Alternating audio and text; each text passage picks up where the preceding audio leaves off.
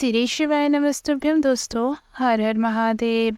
सुंदर कार्तिक का महीना प्रारंभ होने वाला है और कार्तिक का महीना बेहद ही पवित्र और शुभ होता है।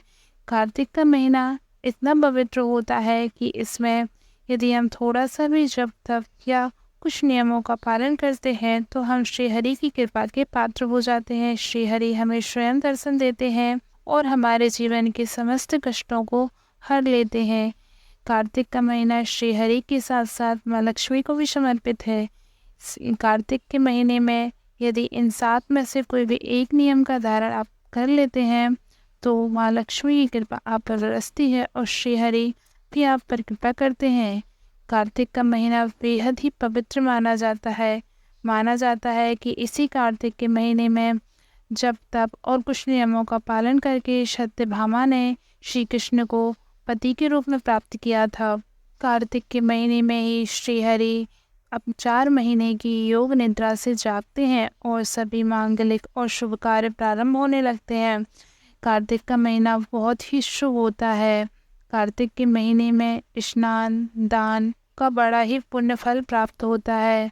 तो इन 7 नियमों में से आप कोई भी एक नियम इस कार्तिक के महीने में जरूर धारण करें। पंडित प्रदीप जी मिश्रा ने भी अपनी कथा में इन 7 नियमों का वर्णन किया है। पूरे कार्तिक के महीने में आप इन 7 उपायों में से कोई भी एक उपाय जो आपको सरल लगे, जो आपको सुलभ लगे, पूरे महीना आप इनमें से कोई भी एक उपाय कर सकें, जो उस उपाय को जरूर धारण करें।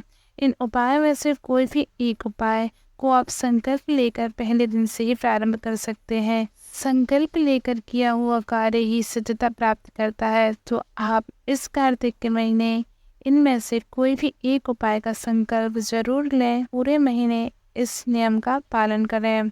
तो आइए जानते हैं वो 7 नियम कौन से हैं। इससे पहले यदि आप हमारे चैनल पर नए हैं तो चैनल को सब्सक्राइब कर लें और यदि वीडियो पसंद आए तो उसे लाइक और शेयर जरूर करें। तो आइए जानते हैं। कार्तिक के महीने में पहला नियम दीपदान का होता है। आप कार्तिक के पूरे महीने में किसी भी एक स्थान पर एक दीपदान जरूर करें। चाहे आप दीपदान किसी मंदिर में कर रहे हो, तुलसी में कर रहे हो या पीपल में कर रहे हो, आप जहाँ भी कर रहे हो आप संकल्प लेकर कार्तिक के पूरे महीने दीपदान करें। दूसरा नियम तुलसी पूजन का है। आप कार्तिक के पूरे महीने तुलसी पूजन करें। संकल्प लेकर पूजन करें कि मैं पूरे कार्तिक के महीने तुलसी का पूजन करूंगा। तुलसी को सींचो, धूप दीप अगरबत्ती से तुलसी माता की पूजा करो, क्योंकि कार्तिक का महीना तुलसी पूजन का भी होता है। तीसरा नियम भूमि पर शयन करना। आप हो सके तो आप पूरे महीने भूमि पर शयन करने का भी संकल्प ले सकते हैं। चौथा नियम शरीर पर तेल ना लगाना। आप कार्तिक के पूरे महीने शरीर पर तेल ना लगाने का भी नियम धारण कर सकते हैं। 5वां नियम दलहन सामग्री का त्याग। आप सुंदर दलहन से बनने वाली सामग्री का भी त्याग कर सकते हैं। 6वां नियम ब्रह्मचर्य व्रत का पालन करके। 7वां नियम संयम करके। संयम आप पूरे महीने कोई किसी भी प्रकार का संयम, चाहे वाणी का संयम हो, खान पान का संयम हो, दृष्टि का संयम हो, शब्दों का संयम हो, संयम रखकर भी कार्तिक के पवित्र महीने में इस नियम का पालन करके भी आप श्री हरि की कृपा के पात्र हो सकते हैं।